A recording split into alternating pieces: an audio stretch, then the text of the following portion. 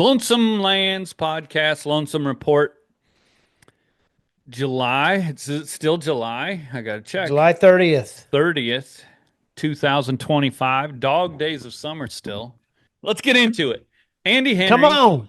on. Um, I feel like the biggest story in agriculture right now that everybody's, well, at least on Twitter, a lot of people are talking about.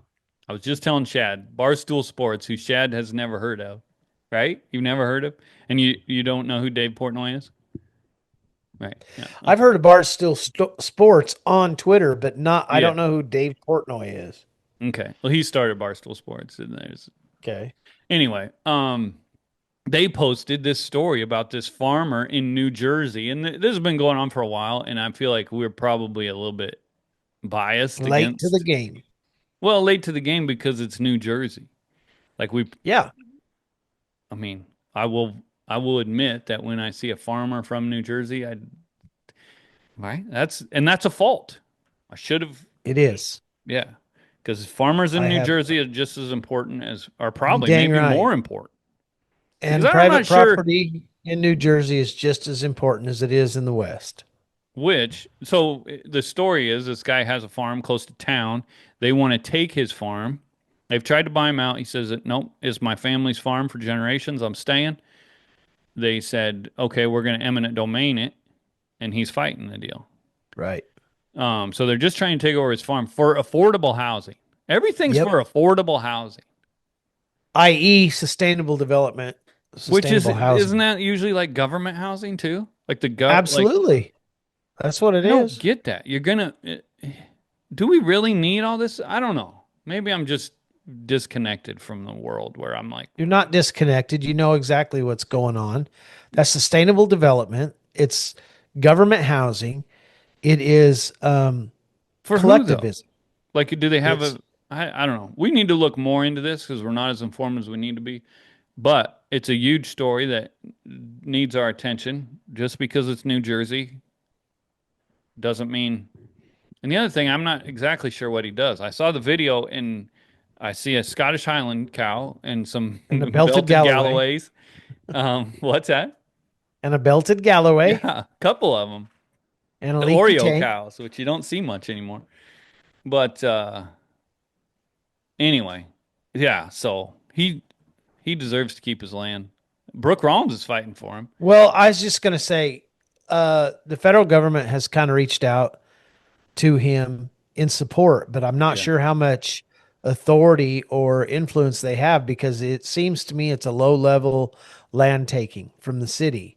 And, somebody said it's not a bipartisan issue or a partisan Yeah. issue. It's bipartisan.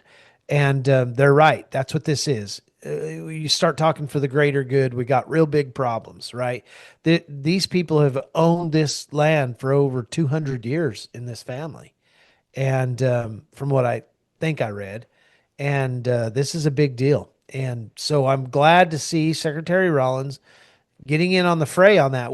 Me and you are late to the game. It's been happening. I've been watching it a little bit. Keely's been And reporting on it. yeah, American Unwon. she's, yeah, but I've been shying away from it just because the mod deal took a lot of energy and took a lot Yeah. of still takes a lot of time and attention, and I don't want to pull back on that. But this deal here is just as important as the mod deal, maybe east of the I don't know if it's Mississippi. just as important, but Well, it is if it's your land.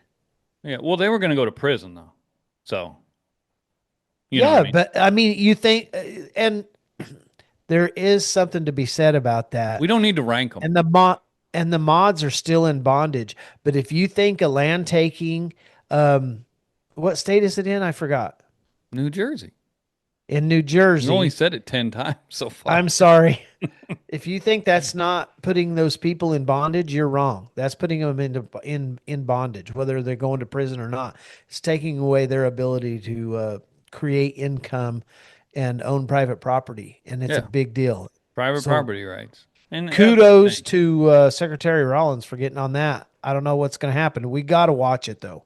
Yeah, and it needs more looking into. Like, why couldn't you just build affordable housing around this farm? And it would be They much can. nicer affordable housing because you'd have a farm next door.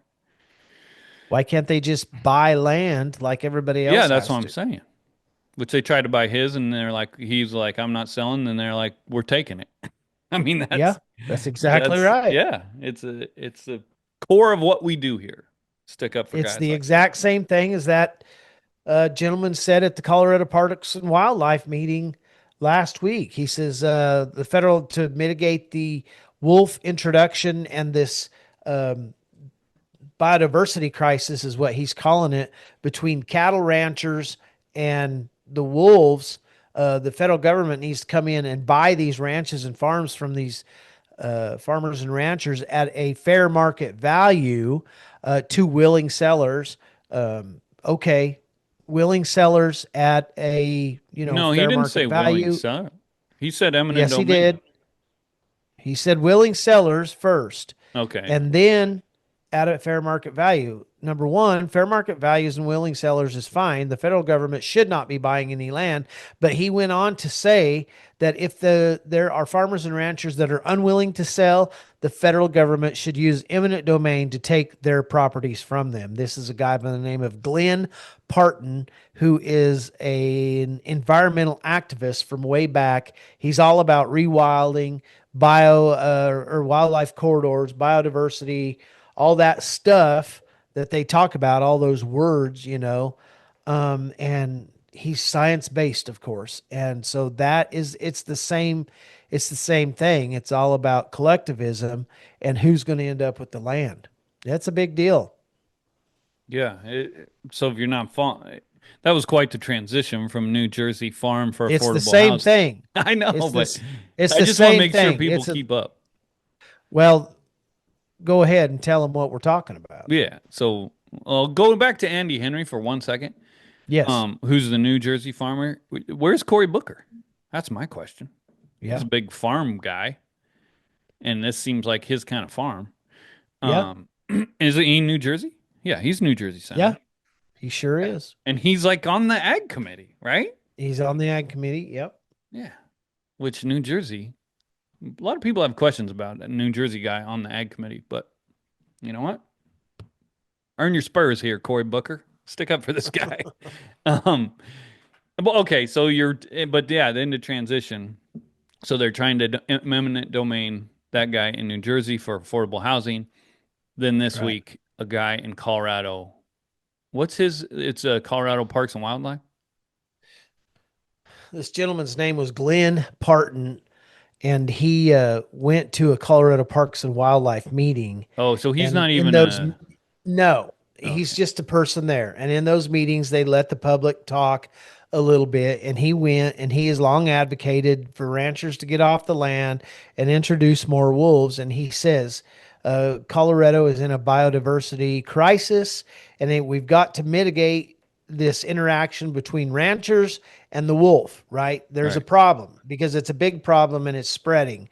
And he said his solution is for the federal government to come in and buy land at a fair market value from willing sellers of farmers and ranchers, which there wouldn't be any willing sellers. This is their livelihood. And he goes on to say that if there are unwilling sellers, the federal government should use the Constitution to eminent domain these farms and ranches. That's what he said. That's what his solution to the cow versus wolf crisis is. Yeah. Which thank you to this guy. How about that? To show how nutty these people are, right? Yep. I mean, it's a perfect example of the people supporting wolves. Like they would rather have wolves run around the mountains than have people raising their food. See, you may or may not have seen the video I did on it, Jim, but this gentleman may have been a plant there. He is an advocate for rewilding and wildlife corridors. Now, under the Colorado Wildlife and Biodiversity Protection Act, which is a ballot initiative that has been introduced, it would create a committee of 9 people to take statutory control of what the Colorado Parks and Wildlife have now. And they would oversee conservation and biodiversity in Colorado. And it gives them all of these abilities to create endangered species, create wildlife corridors, to find people breaking conservation law, and the list goes on and on. The most important part of this, though, is the committee. It specifically says they cannot be made up of anybody who produces off the land. In other words, energy, logging, mining, farmers, ranchers. They cannot be appointed to this committee. Okay, so then we have that. So just in case that one didn't get on the ballot, then we had the Colorado Wildlife and Conservation Commission ballot initiative number 98, which is the exact same thing. Just in case the first one, number 82, didn't get on the ballot, they introduced number 98. It's the exact same thing. And then at the same time, this is all on the heels of Governor Polis signing House Bill 1332 into law, which would create another committee of 21 people that would oversee the state land board and their decisions to take revenue off state land leases. Now, in Colorado, there's 2.8 million surface acres, over 4 million subsurface acres that is all leased out. And that revenue from those leases runs our school system in Colorado. But what is happening is this committee would reauthorize or reinvigorate the income from production to, say, tourism, conservation, stuff like that, right? So it would basically be kicking all these agriculture energy producers off the land. That's what that is for, House Bill 1332. Now, we know that Proposition 114 was already passed in 2021 or whenever to reintroduce these wolves. So what this gentleman, Glenn Parton, is doing at the Colorado Parks and Wildlife meeting is he's setting the stage for all of this to be implemented. And so he's on this end, while at the same time, the state land board unanimously hired a gal by the name of Nicole Rose Marino to oversee the land board and everything that happens with state lands in Colorado. She is a rewilding expert and the executive director of the Southern Plains Land Trust, whose goal is to create these wildlife corridors from the plains back to the Front Range. She's also an environmental activist, done it for 40 years, and she's a problem, but she is now overseeing the state land board. So all of these leaseholders, whether it be surface lease or subsurface lease, they've got to start getting active in Colorado. And that's how this is all commingled. You have Nicole Rose Marino, head of the state land board. You have the Colorado Wildlife and Biodiversity Protection Act. And you have this man who seemingly comes out of nowhere, who has written articles for the Rewilding Institute, and believes in wildlife corridors and all of this stuff. He just happens to come in all of a sudden and give his solutions. So what they're doing is they're setting the stage for what's about to happen in Colorado. And we're going to have to I had a couple of legislators call me saying, hey, can you come meet? We've got to talk about this and find some solutions to what these people are proposing. It is just getting crazy in Colorado about what's about to happen. And man, your private property in Colorado is not immune from this Colorado Wildlife and Biodiversity Protection Act. If this should pass, which it very well could, it would give them statutory control over your property. So if they come in and they found, the Preble's jumping mouse is endangered, well, you can't produce on your own land. That's where this is going. It's a land taking, and it's a very dangerous situation that we're in Colorado. To really break it down, why don't you give us a story of this mouse? They told you couldn't run cattle around this mouse, Years ago, under the Endangered Species Act, the Preble's jumping mouse became a huge issue on the Front Range of Colorado. which is where you And ranch. yeah, I'm kind of east of the Front Range, 40 miles, but we didn't ever have any trouble with that, but they did right along the foothills. And that became a big, big issue. I was a young man then, and I don't really remember a lot about it, but it's the same way with the sage grouse, right? Well, they had this They turtle deal in Nevada at the the same time. turtle deal in Nevada. If they call it into, if they give themselves the power to call something an endangered species, and you have to abide by that, the turtle deal in Nevada, what you're talking about was they were worried about cows, and if we're grazing the land, they're going to step on the eggs.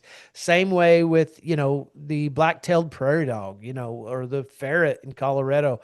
We've been through this before. It just seems to be getting more intense, and it seems to be having more support. Now, maybe there isn't more support for these very strange actions by these people, but there's a lot less vocal people out there. Farmers and ranchers should be talking about this and pushing back on this in Colorado, and it doesn't seem to be that way.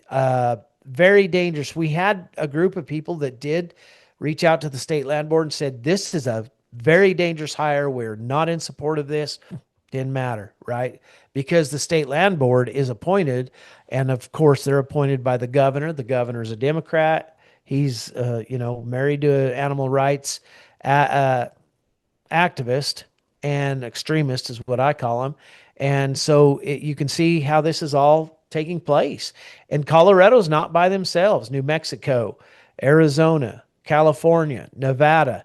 It's coming to the to the Flint Hills. It's coming to the tall grass prairies of Oklahoma. This is all, the stage has been set. And everybody thought I was kind of crazy, and I was for talking about it a long time ago, but this is a big deal. And so Who let's thought you just, were crazy? I don't know. Some people thought I was a little radical about talking about these things, but No. it's really, really started to happen. And so on the heels of that, I want to talk about what has happened in Denver. And so the city of Denver decided to put out a $3 million campaign that is hinged on climate activism, right? The climate is, This is we're just killing. recently? Yep, this is this week, and it's called the Eat Less Meat campaign. And so Mayor Johnson put this. He's a Democrat, radical, believes in climate change and all that stuff. They take $3 million out of their what do they call it? They call it the Denver Climate Protection Fund, which is where they put a sales tax on the vote on the citizens of Denver at 2.5% to raise $40 million each year to, you know, address urgent climate action. That's what they're saying. And so this week they come out with the Eat Less Meat campaign. This is in Colorado, where Governor Polis in 2021 decided we needed to, have a meat out day, to which was met by a lot of controversy, of course, in Colorado, because agriculture in Colorado is a $50 billion a year economic driver. Employ well over 200,000 people in agriculture in Colorado. And so when he said, let's have a meat out day, that was met with a lot of resistance. Well, this is being met with a lot of resistance as well. And I reached out to Commissioner Greenberg's office this morning for a quote on that and what she thought about the Eat Less Meat campaign in Denver. And I could not get anybody to talk to me. Hopefully they'll call back, but it's a big deal. So, you have this Eat Less Meat campaign, and then you have these rewilding experts and wildlife corridor experts and appointees, and agriculture is in trouble. Property rights are in trouble in Colorado, and we're going to have to do something about it, man. It is scary. What's the solution? It's hard for me to my head around people that are this stupid. Like, Yeah. are they this stupid, No, the or are solution they just is, asleep? Like, are there just a bunch of suburbanites in Denver that have had climate well, change there's beat a, in their head, and they're like, oh, this. absolutely, absolutely. But it's a complex issue. And I've always said, once you get three generations removed from your food production, you don't understand anything. You don't understand property rights. You don't understand liberty and freedom. You certainly don't understand food production. And that's what we're seeing the fruit of right now. Now, I will say in Colorado, there's lots of good Democrats that are middle ground. There's a lot of great Republicans that are middle ground. They're mostly constitutionalists, but they're too busy working to get out and advocate. And I get it. I understand this. But the problem is if they don't start pushing back, this small group of people, which is growing because they're moving in from out of state, are going to continue to take power. And how do they take power? By taxation, through taxation. You're seeing it in Denver. I was very surprised last year when the residents of Denver decided in a referendum to not outlaw leather and fur in the city sales and not outlaw the killing the sheep slaughterhouse in Denver. That was a pretty big win for agriculture right Also, there. So there mountain lion hunting that was and on mountain the. lion hunting. That's right. So there is some sense out there, but when you have a governor who is appointing these people will all be appointed if these say House Bill 1332, it's already into law. So they're going to create this committee of people, and it's going to be appointed, and those people are not going to be conservatives, right? And then if the Colorado Wildlife and Biodiversity Protection Act happens to get on the ballot and happens to get passed, then that creation of the Wildlife Commission, those people are going to be appointed from environmental activists, right? That's what this is all about, to push their agenda. So we lose control. What the people of Colorado that have some common sense have some common sense, and they understand the importance of their food supply and liberty and freedom. They've got to start pushing back, which is what happened with a bunch of senators, state senators, all of them Republicans or legislators, I should say, did write Mayor Johnson a letter this week. Doesn't have the date on it. Is Mayor Um, Johnson the one that this Tom Homan wanted to throw in jail for yeah, the sanctuary sure city thing? is. Sure is. Okay. But it really, in this letter, it just basically says that he blatantly disregards the economic driver of our state, right? And they disregard that most of the land is under Republican conservative control in the state, which is why they're doing Kind of the this. point, right? That's right. That's right.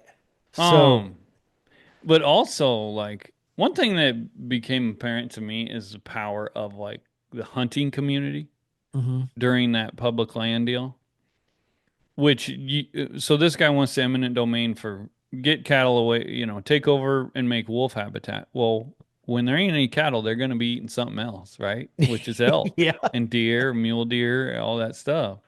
And so like I feel like but then you get into the sustainability program, right? So because this Eat Less Meat campaign is based around climate change, and these hunting groups have conservation type hunting groups. Rocky Mountain Elk Foundation is what's in the front of my head, and I'm not as familiar with them, but I know like Ducks Unlimited's all in on this Ducks climate change Unlimited. sustainability Yep, thing because they've been handed this money. This goes back to absolutely.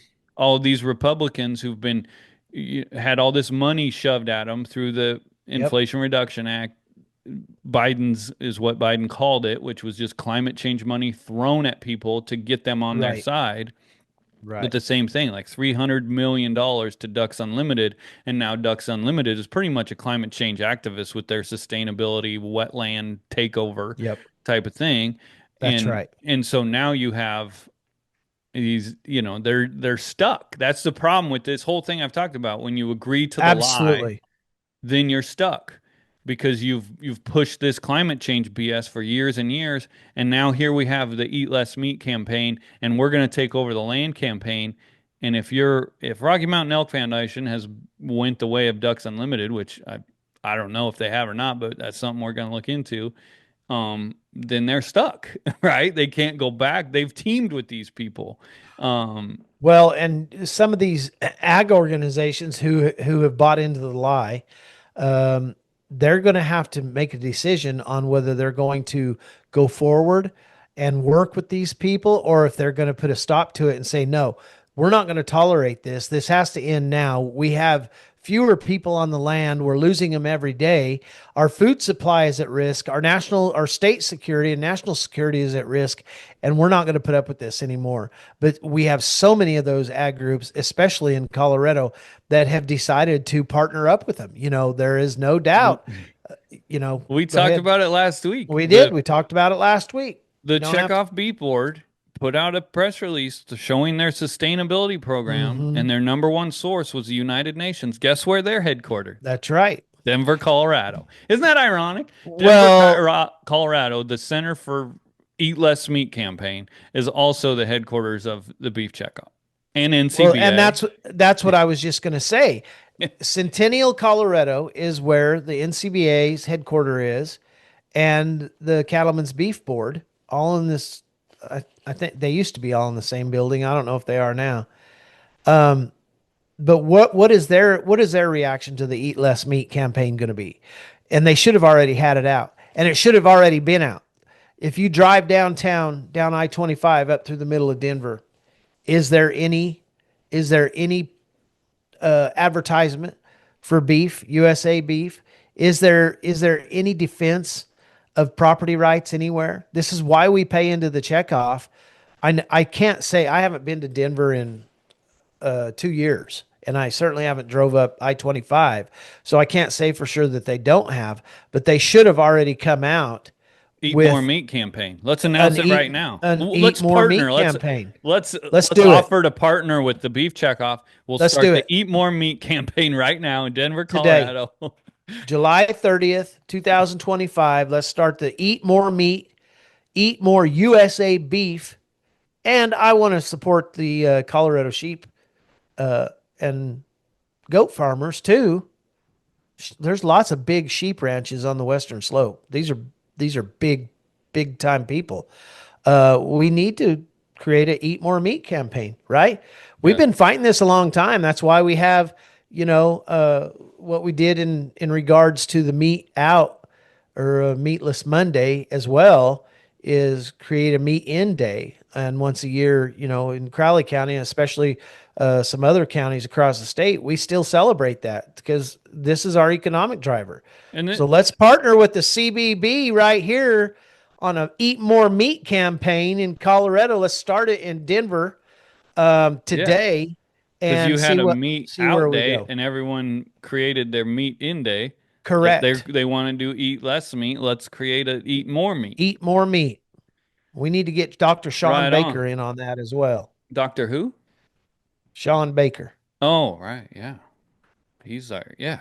Right on. But back to Colorado. Like Yes, I feel like it's like a microcosm, like what could happen, you know? And absolutely. I feel like all these communities need to look at Colorado and Absolutely. see like because everybody's saying it's the new California and I asked, my someone sent me that same article. This has been sent a number of people with this animal rights guy asking for Hmm. eminent domain over ranches, but and the person that sent it's in Grand Junction, which is pretty far from, that front range corridor which you associate with the major population of Colorado that's pushing all this stuff.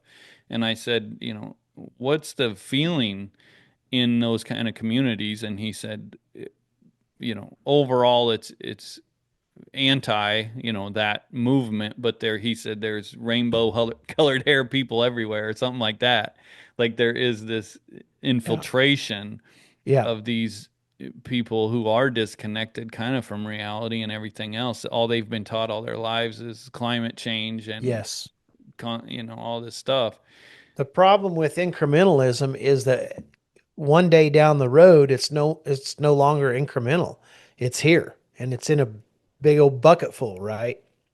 And I And that's find what it really interesting the question of like, is Colorado just gone? Like, how do you ever get it back?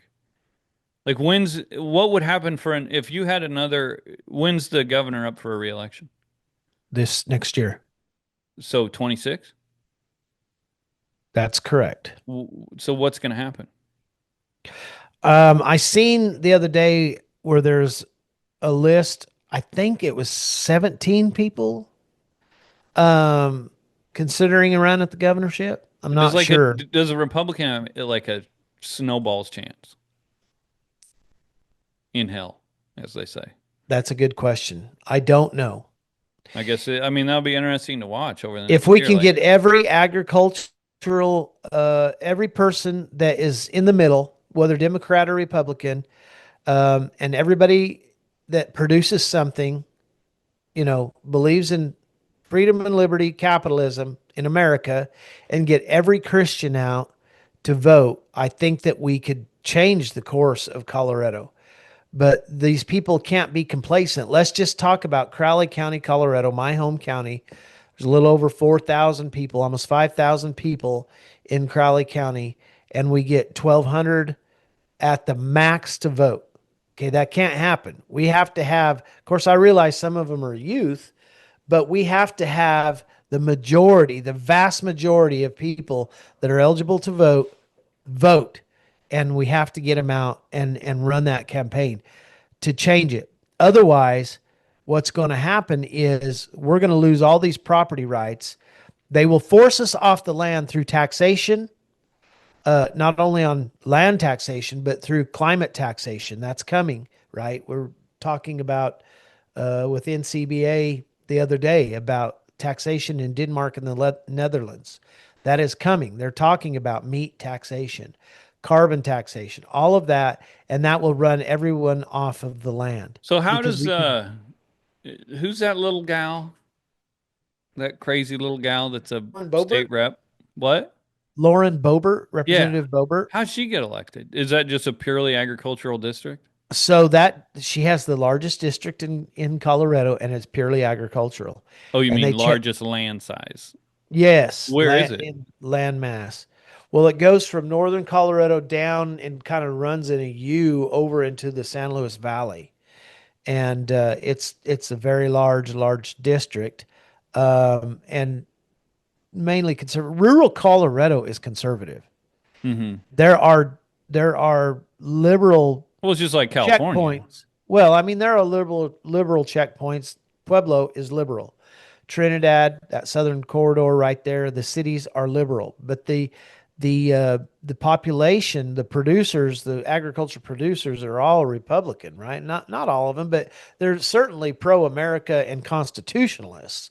And but that we just that was one of the things that this Nicole Rose Marino, who was hired by the state land board, said about the land, right? She said the land has been largely vacant since the Dust Bowl of the 1930s, and land is cheap. That's to her, that land is cheap because she's not from here and she doesn't produce off the land. She takes the money from the taxpayers and from members of their land trusts, and they can buy these, and they partner with the Nature Conservancy and the Center for Biological Diversity, and they have all this money that's given to them from worldwide. And so if you have $500 an acre land in southeast Colorado, that looks cheap to them, and they can just buy all they can, and we can't compete with it. That's how they're doing this. That's how they're going to take this. Yeah. And here we go back to what you and I have talked about before is if you're a rancher on the end of your career, you have to make a decision. Are you going to sell out for the money, or are you going to let somebody come in behind you and produce economically and be economically viable? Right. And so those are the decisions we have to make. But if we love our state, and I do love Colorado, it's my home. My roots run deep in Colorado, and I will go back to Colorado someday. But if we love our land like we say we do, we're going to have to put up a fight for it. We have to stop partnering with these conservation bribery programs. We have to do this the right way, because once you take that money, Jim, there's strings attached. And those strings attached are attached to other nonprofits, other Mm-hmm. organizations. These are public-private partnerships, what's been provided in the Sustains Act. And so we have a lot of decisions to make as independent producers. Right. And the microcosm of Colorado, like you talk about how well rural Colorado is conservative, which that's the same for every state and the nation. You Sure. know, like you look at these electoral maps, you look at Iowa, and it's like, do we got a big blue spot in the Mhm. middle, which is Des Moines, and then we have Iowa City, Cedar Rapids kind of area on that side, and that's blue. But the rest of the Right. state is pretty much red.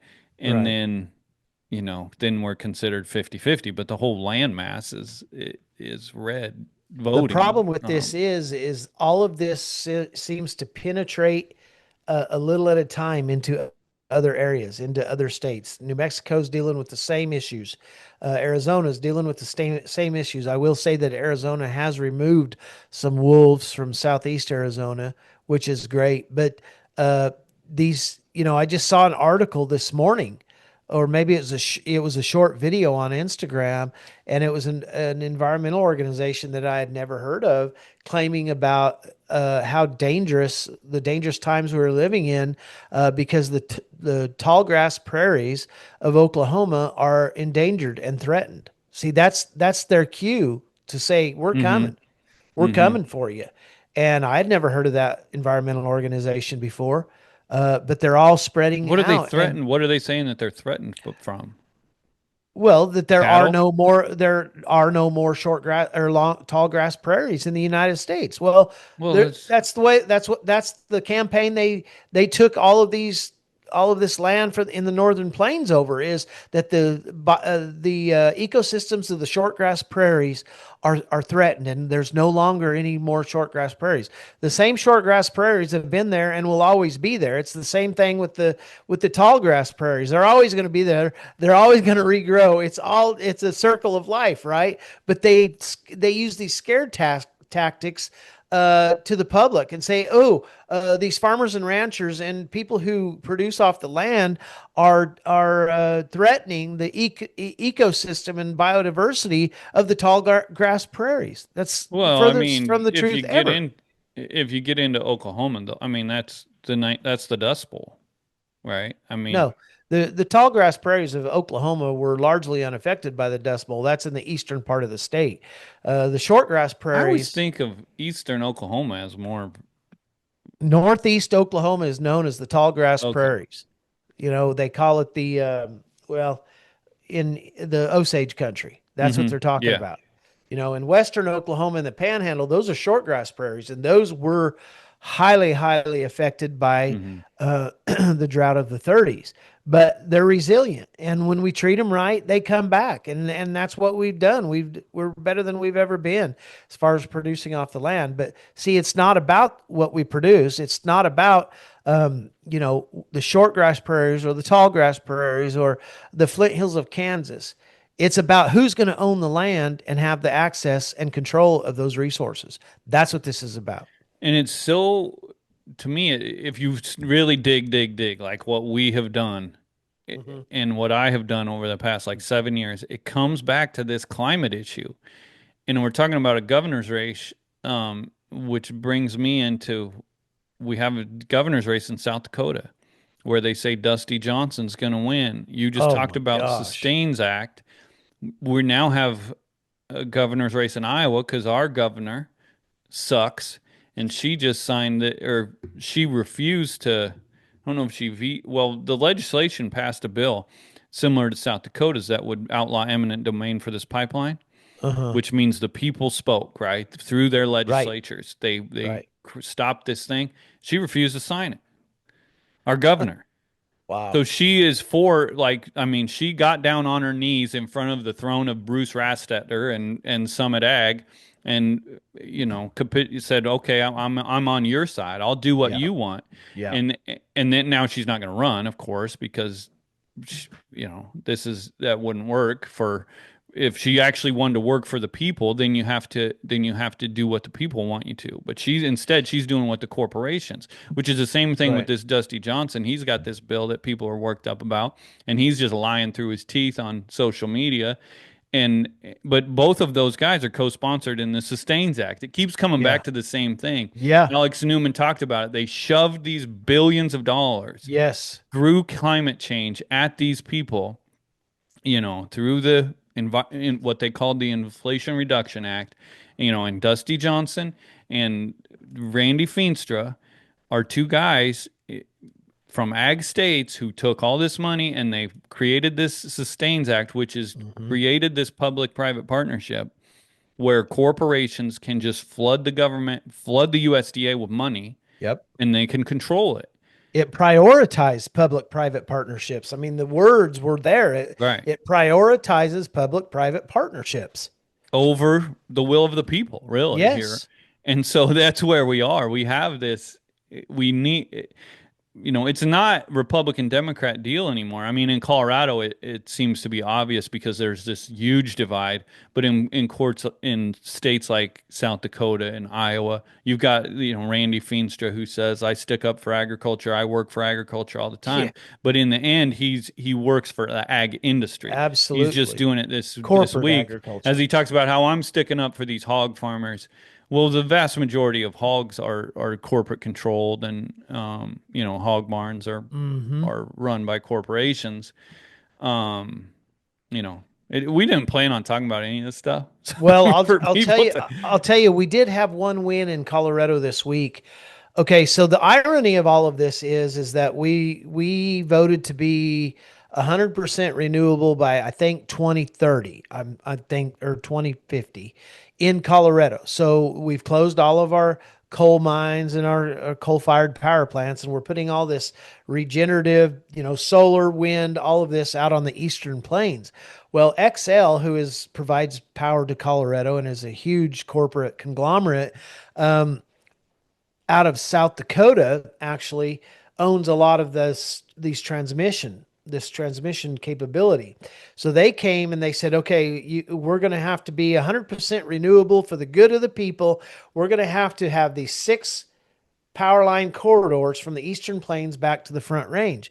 Well, of course, our family got in on that. They were we fought them for 2 years. The county approved them to put this huge power line through, goes 4 miles through our ranch. We fought them for 2 years, cost me a whole bunch of money, and we lost, right? So they're going to put this power line through our ranch, and it goes through Crowley County and Pueblo County, Kiowa County, and then but there's 5 more placed up through the Front Range. Okay, well, one of these comes off of our line and goes towards Colorado Springs and then up the eastern part of Colorado Springs, which is just beautiful country. I mean, it's the foothills of Colorado. Elbert County, El Paso County is part of that. Well, yes, this week, just the day before yesterday, the El Paso County commissioners unanimously voted to keep XL out and from building that corridor. Now, these smaller counties, they took the money. In fact, my county took the money a year ahead of time. We didn't even know for a year that they were coming through, but they were going to take that tax money and tell us about it later, and that's exactly what they did. So we lost on that. But El Paso County took a firm stand this week and said, XL, you're not going to do this to these people and take their property rights away. But the irony in that is that everything needs to be renewable. It's about a carbon footprint. And yet we're building these huge power lines that who knows what it's going to do to the wildlife, biodiversity, and ecosystem.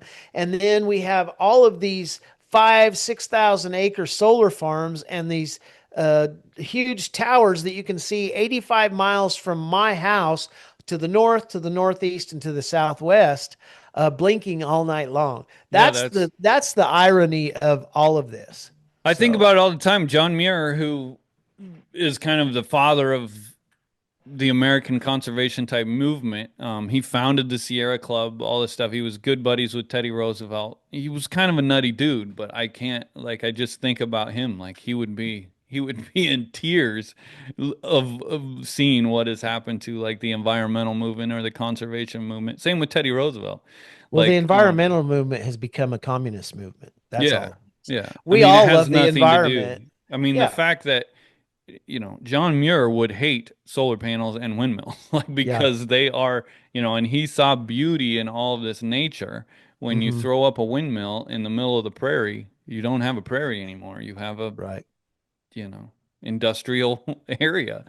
Well, the thing about it is, you can go along a lot by a lot of these windmill farms, and they're leaking oil. The one west of me here in North Texas, every one of them's leaking oil to the ground. Fan blades are falling off. There's constantly a big crane out there replacing these. It's an It's absolute a never-ending environmental. construction site. Yeah, it's an environmental disaster. I don't care what anybody says. And I talked to an electrician guy in South Dakota. He told me he said they put these windmill things up and they pay the landowners and all this and Hmm. he said they weren't even hooked into the grid for a long time. I can't remember what he said, but I thought it was like over a couple years. Like these windmills were up and they weren't even hooked into the grid. Anyway, it's all a big Buying scam. into the But lie. so we went down a rabbit hole there that we didn't plan on. I mean, everything just kind of rolled there. But the one thing we talk about what pushed all this was the Sustains Act and Yes. allowing these corporations to partner with the federal government in agriculture. The Sustains Act allowed these corporations to partner with the USDA. Harriet Hageman has a bill, HR 773. Last I checked, had no co-sponsors, but it stops the Sustains Act. Sustains Act is something we preached about for years. It was the Hmm. worst thing to happen in government. And we haven't Produced talked by about a. this bill. We need to beat this bill. I haven't even called my senator lately, to tell her or how. I guess it's in the um, it would be in the House of Representatives where Harriet is, but this bill needs to be pushed. We need to get people going on this thing, Hmm. to get rid of it would end the public-private partnerships in the federal Yes. government. So we can't And just complain about it. We got to just give solutions. well, I think what people need to understand on the Sustains Act is it not only prioritizes public-private partnerships, which allows any NGO or ENGO to really push an agenda in a partnership with the federal government or any government agency. It might not, it might be on the local level. But the problem is it gives these agency heads, along with that, rulemaking power. That is not their job. The rulemaking power is designated to Congress.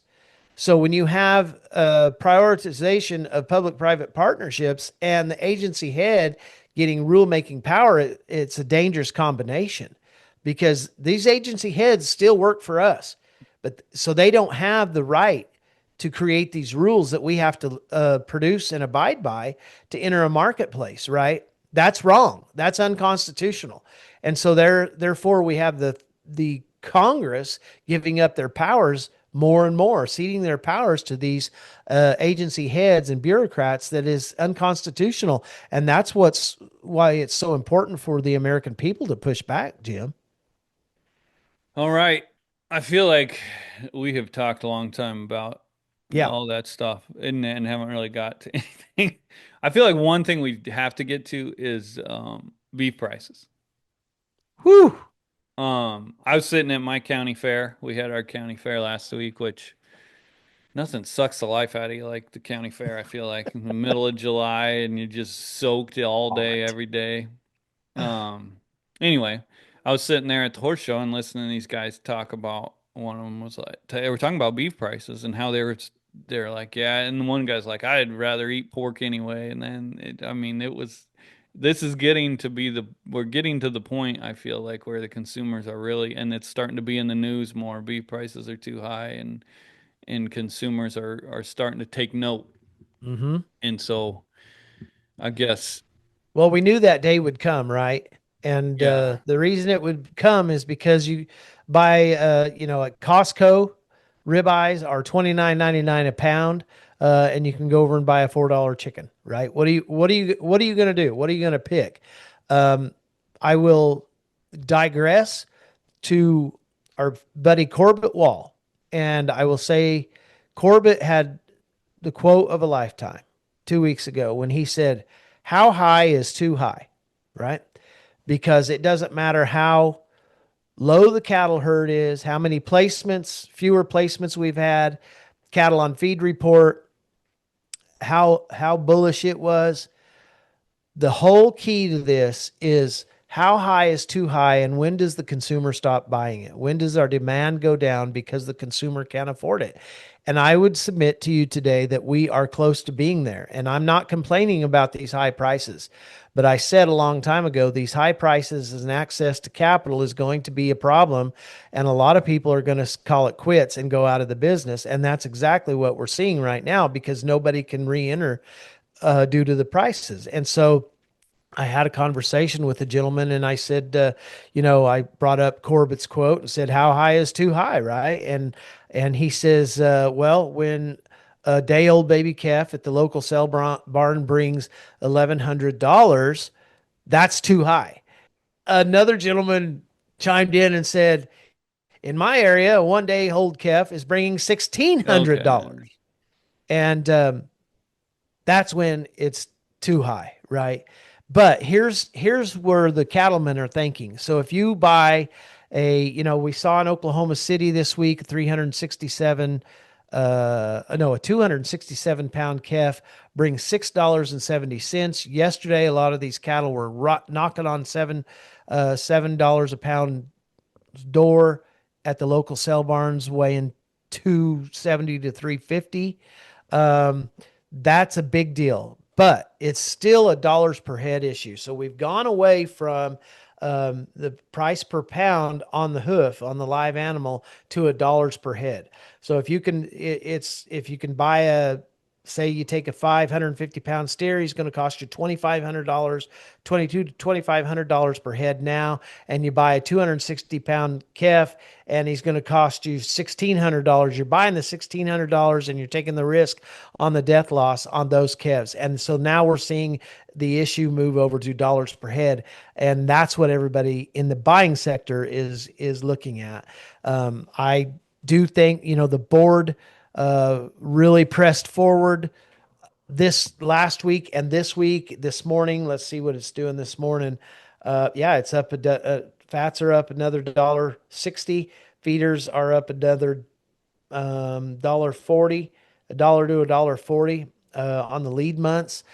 These are big, phenomenal prices, and it's a very dangerous territory we're in. A lot of people, including myself, hedged early on. It went against them. They've put so much money into the system that they don't have access to more. That's going to create a complexity here that we have to consider. And then you talk about the end user, the consumer.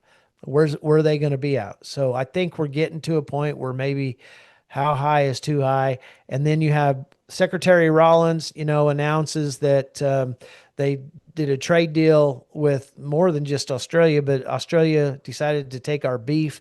I think that was probably just optics. Australia is full of beef. I doubt that they take very much of our beef at all. And so lots of things playing into it, but certainly the prices are high. Yeah. I mean, it's just something to look at. But and then the whole thing with Australia, like it's great, like to have another player in the game or bidder at the table. Wanting U.S. beef is always good. It's never a negative. But I was thinking about this while raking hay. Like if you're a family, like if you break it down to like you're trying to raise the healthiest, best food for your family. And all of a sudden you don't have enough food for your family, Mhm. which is where the U.S. is as a country.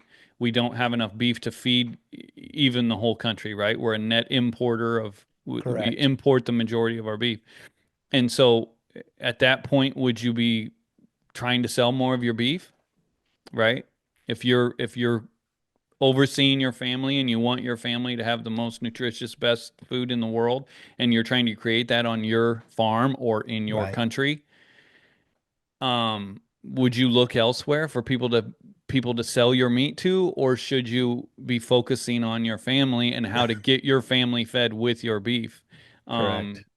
I feel like that is where the focus needs to turn to, but because we have these lobbyists in DC that are just pushing export, export, export nonstop, because that's what makes these global companies that they represent, which we're talking about National Cattlemen's Beef Association and North American Meat Institute, Hmm. or now called the Meat Institute, I guess, which is a lobbyist firm for the global beef packing cartel. Hmm. Um, like that's what they want, and so that's what. kind of they're getting now. But I mean, hopefully that story can change and we can focus more on feeding the domestic population with the domestic cattle. Yeah. There's a lot of issues at play here, and I don't know how it's all going to play Yeah, out, and but there's no real answer that people.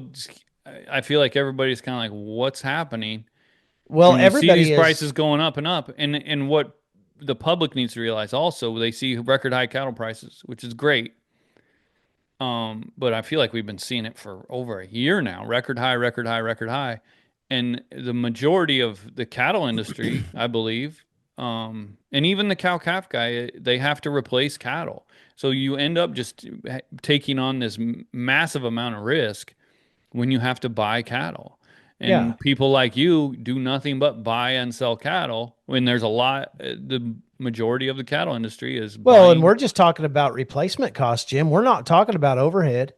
I Oh, mean, our yeah. overhead is as high. Our margins, there was a point in there where the margins were pretty big, but now because of the inflation and that capture is catching up, there's a lot of issues there. There's not much money being made. You can kind of, if you can go out long term and hedge those cattle or put some sort of price protection on them, there's some money to be made. But man, with the sheer cost per head, and then you put in the overhead on those cattle, your expenses, man, it's tough. It's really tough to make it. But something that I've been thinking about a lot is this deal with the Mexican border being shut down. We have the screw worm knocking on our door. It's knocking on our door. I mean, they come out with an article. I think every time they come out with an article, they add about 200 miles to it. Yesterday, they come out with an article said, well, screwworm has been found within 400 miles of the border. Well, that tells me it's another article and it's probably a lot closer. That's an issue. That's a big deal. We talk about Plum Island is in the middle of Manhattan, Kansas now.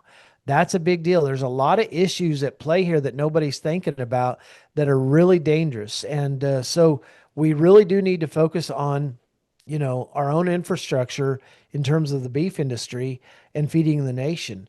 Uh, Yeah, because one little we'll see hiccup where it could break a goes. lot of people, right? One little, and it is going to go down now when you get it too high, and people still have to make money to drive these prices. You have to make money, and so when we get it too high and the money stops, a lot of what's driving this is the funds, and that needs to be dealt with appropriately.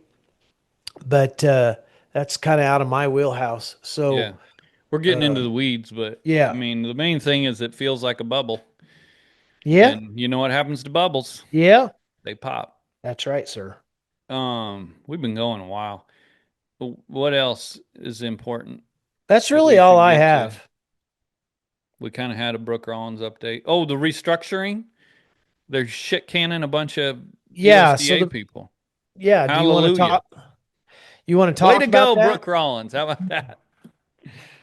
That's a good deal. And they're moving them out of DC. Like I feel like we talked about the mods, but this kind of goes into that. That guy that prosecuted the mods, his only overseer, the only oversight he had was in Washington D.C. Like that goes into how USDA is structured, and now they're restructuring that. They're becoming more localized, or Hmm. moving this power ship, this power kind of overlord DC office out into the actual country, and Well, hopefully that they're is done to yeah. stay. They're certainly saying they are. They're going to leave about 2,000 people in DC. A lot of these people that they say they are getting rid of have agreed to retire early or taken buyouts. That's part of this whole restructuring. But they're going to take this back to 5 hubs, which are in Raleigh, North Carolina, which would be take 22% of it. Kansas City, Missouri would take 19%. Indianapolis, Indiana would take 18%, Fort Collins, Colorado at 30%, and Salt Lake City at 17%. The Fort Collins, Colorado, I think is more geared towards the Forest Service. I think that's why Fort Collins is so important. But one thing I found interesting is that they are going to get like 2,600 of those people out of DC. And she says, Secretary Rollins says, we will do American agriculture feeds, clothes, and fuels the nation and the world, and it's long past time the department better serve the great and patriotic farmers and ranchers and producers that we're mandated to support. President Trump was elected to make real change in Washington, and we're doing that by moving our key services outside the Beltway and into the great American cities across the country. Their four pillars are: ensure that the size of USDA's workforce aligns with available financial resources and ag priorities. That's a really good one. They need to get rid of the holdovers. They want to bring USDA closer to its customers. I think that's very important. They want to eliminate management layers and bureaucracy. That's probably the most important. And they want to consolidate redundant support functions. I think those are all really great pillars. I think a lot of it has to do with infrastructure in DC. I think their buildings are falling apart, and they only are, if they have maximum capacity of 5,000 people per building, they only have a few hundred in each of these buildings. So that's part of the issue here. So I like the idea of restructuring USDA and bringing everybody out to where the customers are, to where the people are. I think it's a great idea. Right on. It's a good start, right? But Good Justin start. Ransom, I believe, is still working at the USDA. Justin Ransom needs to be fired. So when we give a hooray for the USDA, we also need to include that they brought in the climate nut, um, that guy. All right, go to He's Lonesome. not the only one, Jim. Yeah, yeah. I mean, that's why I say it's a good start. We need to Yeah, it's a great start. continue cleaning house, but Absolutely. all right. Go to lonesomelands.com, click subscribe, share it with all your friends. If you really like the podcast, which we've been getting great feedback, we need to keep growing. Share it with your friends. If you have emailed me, I'm getting to it. I'm not good at it. Just I'm kind of overwhelmed. So I'm getting back to you. We have some advertisers coming on who've emailed, and I'm getting back with. We're doing some deals. So be Well, the patient thing with about it me, I is, guess. yeah, Oh, we're doing the lonesome report, but we're also running our farms and ranches. yeah, So it's that's just tough. I'm overwhelmed, and county fair, which is not a good excuse, but took a lot of time. Also, Leah Biondo, you get into people who kind of are fighting this fight, and it's kind of a small world. At least it was when we started this deal. When I started this deal like 7 years ago, she was killed this past week in a tragic horse accident in Montana. When I started this thing, she was a great source of information. She worked for U.S. Cattlemen's Association in D.C. as a lobbyist. If I had a question, I'd call her up. She'd answer it. She'd sent me all kinds of stuff about, fought for a lot of the same issues: mandatory country of origin labeling, checkoff reform, different things like that.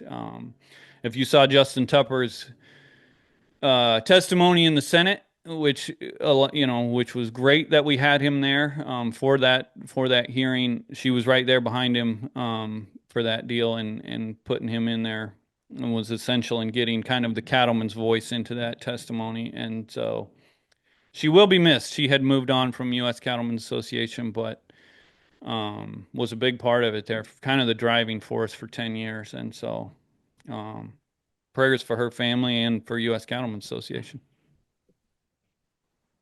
Adios. Well said.